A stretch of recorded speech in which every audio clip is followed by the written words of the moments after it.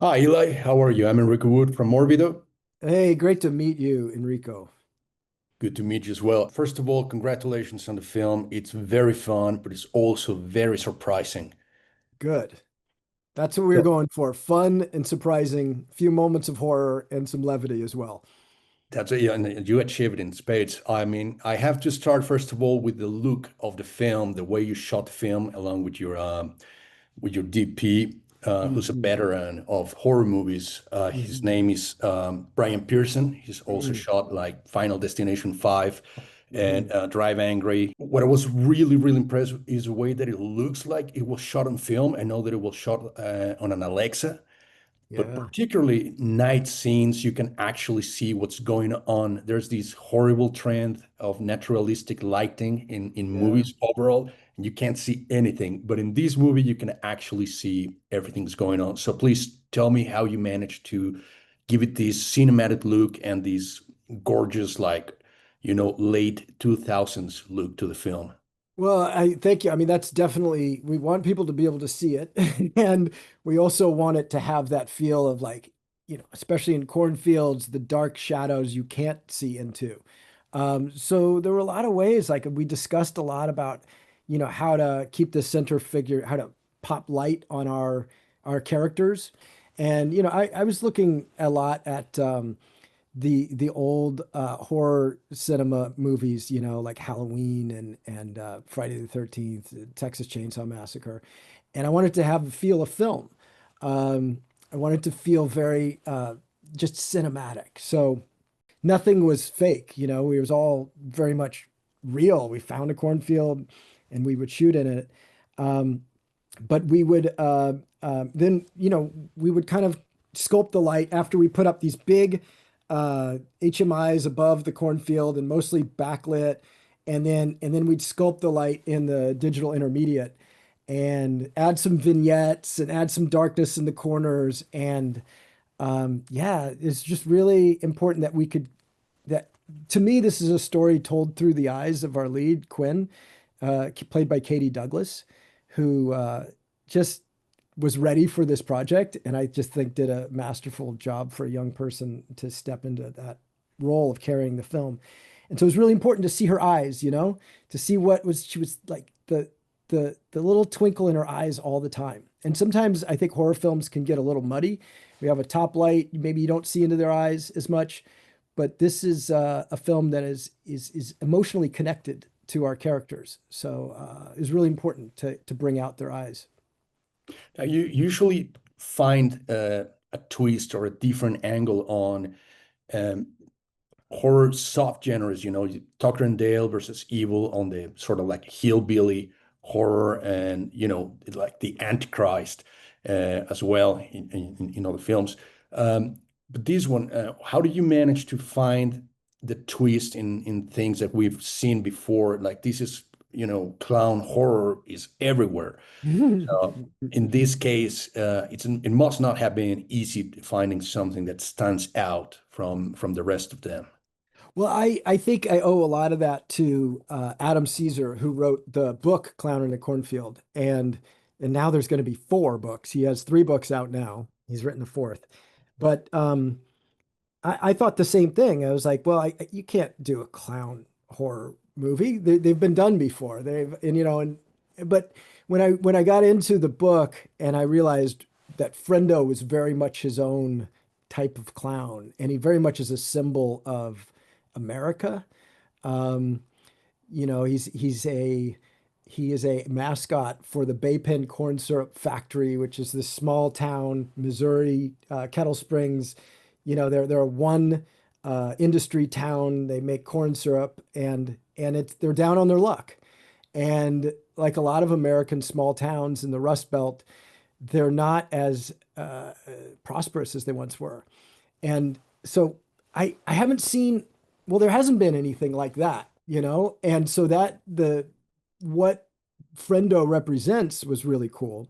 And then there's a twist that kind of happens halfway through the film where you think the film's going in one direction and everything turns on its head and Frendo becomes different than you think. And that to me was really fun as well because it kind of balanced the stakes. Like the antagonist in this case, the slasher, if you will, is sort of imperfect as well. He's not like this indestructible Pennywise or, Art the clown that just is going to keep coming no matter what forever. Like Frendo's kind of a working class clown with fallibilities and very human.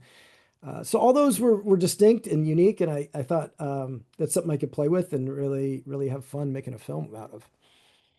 Now, talking about Frendo himself, like what does go into the design of Frendo, and again, going into how do I distinguish him from the rest of the killer clowns out there?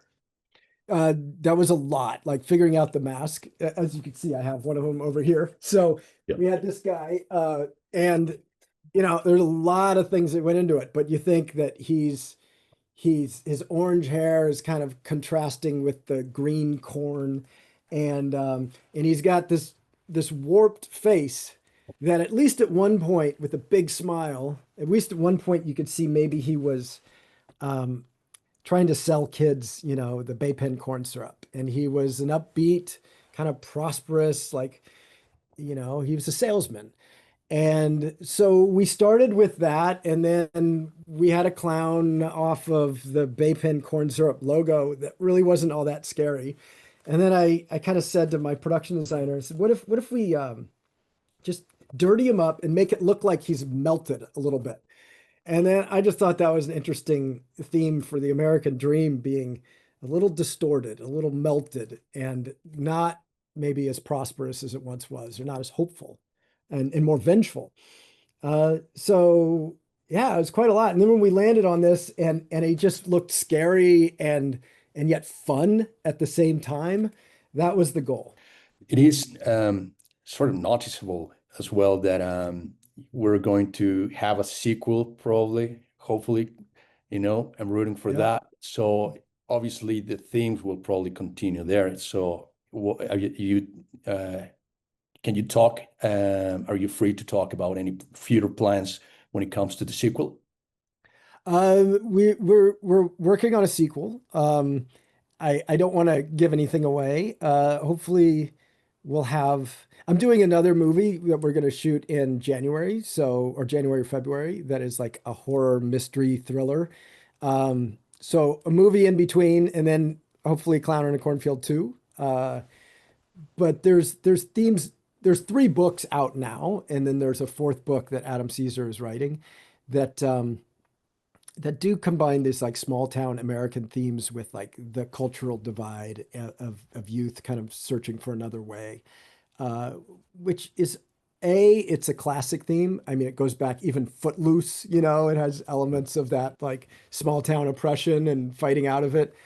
So every generation has this. It's just that this generation is slightly more volatile, and so it's a unique way of telling the story inside of horror film rather than a comedy like Footloose. Now, talking about that age difference, which was like part of of the filming there, did you yourself had like trouble explaining some of the things to your younger cast? Like you just took for granted that they will understand certain things, props, for example, or just general ideas, and you were like, oh, suddenly you realize they've never been, in proximity to any of these things before. Well, I did have to teach them to drive stick shift. That was a challenge. Nobody, including the dad, knew how to drive stick shift, and Katie Douglas became best at it. He kept stalling. So every generation has these things that or there's a telephone thing at the end where they don't know how to use a rotary phone. And so some of that was just natural. They literally just had no idea how to use a rotary phone, and I was glad they didn't. Um, but I would say that like for Gen Z, they're way more knowledgeable.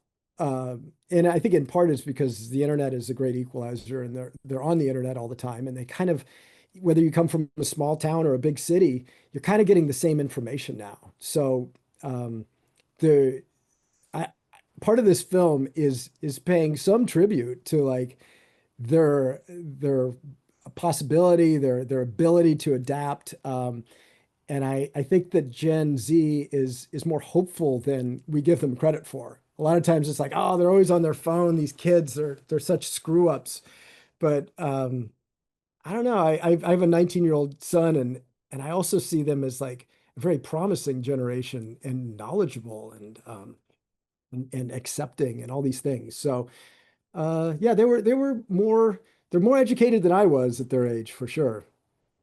That's probably, yeah, definitely with the internet. And you see that this movie really captures, for example, the relationship with the dad and the daughter, that you will assume the father is not that old and he's Mm. listening to, still cool music, but the perception is like that music is like to her daughter is like that's ancient. And like she mentioned, the 80s is like the 40s was to him. And that's Yeah. like this big, probably one of the scariest things in the movie that happened as well. Now, on a fun note, I know that the movie revolves around this corn syrup factory. Did you use corn syrup for the blood as well? Did VFX team use corn syrup, old school, or there was a little bit of that cheeky? Well, we're actually using CG for that. No CG, no CG. This Okay, was good. all like in camera. These were all practical effects. We were kind of going for that throwback 80s, 90s horror classic feel. So we basically try to do everything in camera. There's a little bit of touch up in CG with heads exploding and stuff like that. But I will say the corn syrup duality is quite fun because we were using corn syrup for the blood. We're running around in corn, obviously these corn mazes.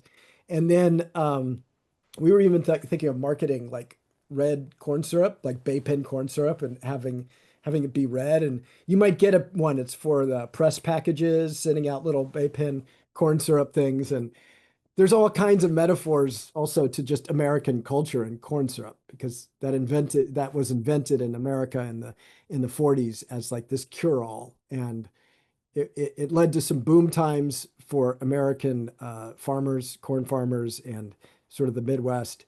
And it was really promoted as like this great substance that will energize your kid through a day. And now it's known as like causes cavities and it's not good for you at all.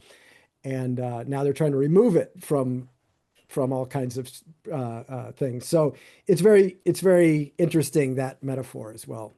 Well, I can say that you contributed greatly with this film because, like you said, there's some other horror movies that are a little bit heavier, Mhm. and this one is like, it brings levity, but at the same time, it does have a theme that is very current. So in that regard, it succeeds in being entertaining, but also thoughtful. So I think it's a very, very, and I'm not just saying because you're here and this is a junket, but I was like very, not surprising in that I was expecting it, to be Mm, bad or anything like that. I was surprised in many different ways. Like I can't believe it looks the way it looks on the mhm, budget that it has, and mhm, there's bigger movies that look like way worse. Like they don't even try. And mhm, on the other hand, it's just like the amount of imagination and creativity that went into this film. I think mhm, it's just like I don't want to say impressive, like it's like not expecting it to be, mm. because I've seen Tucker and Dale versus Evil, your other work is like, of course it's going to be like that. But expecting something this to look this big, it looks bigger than it should be. Oh, cool. Well, I mean, that's, so much of that is getting a crew that just like believes in the project too and is so committed. We shot this with a fairly small crew in Winnipeg, Manitoba, in Canada. And just the difficulties of shooting up there in the late fall. We had snowstorms, like we had to at one point, just to give you an indication of how hard the crew worked, we had a snowstorm that snowed like whatever, like a meter of snow, like just plastered everything in snow. And I had a little walk and talk, and it's the scene where Katie Douglas is walking next to uh, Vincent Muller, who's very tall, right? They're walking on the to school the very first day, and we're shooting that toward the end of our shoot, and there's snow all around. And if you look closely, there's even snow in the trees. But when I showed up to set that day, they had blow torches out and they had these big blowers and they were like getting rid of the snow on walls so I can get a shot this way and a shot down this way. And I was just so impressed at how hard everybody worked to make every frame look great. And if you really look, there's some snow in the back, but nobody ever notices. So it took a whole team. Well, that's probably it for me. Thank you, Eli Craig, for your time for this interview and for making the movies. Like, really, really had a great time, and I'm really hopeful for your next project. Sounds very mysterious, but also for the sequel for this. Yeah, awesome. Enrico, thank you so much. It's nice to talk to you.